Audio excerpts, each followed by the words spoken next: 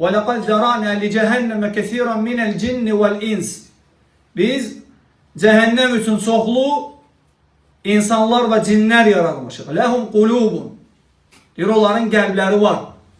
لَا يَفْقَهُونَ بِهَا Onunla dərk eləmirlər. وَلَهُمْ اَعْيُنُ لَا يُبْصِرُونَ بِهَا Gözləri var, görmürlər.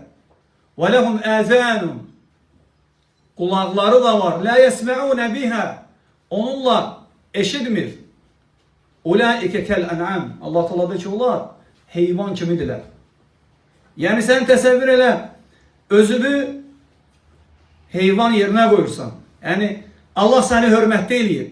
Allah seni izzətli eləyib. Allah Teala seni o məxluqlardan fərqləndirib, ağılla, sənə İslam dinini verməklə, yarattıklarından soxsundan üstün eləməklə səni Allah Teala fərqləndirib.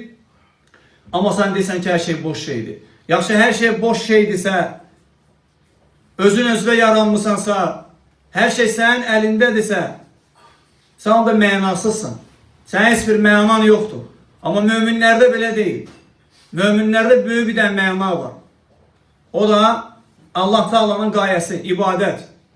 Allah'a ibadet eləmək və bunun üzərində sabit olub, bunun üzərində dünyanı dəyişmək və həqiqi həyata qovuşmaqdır.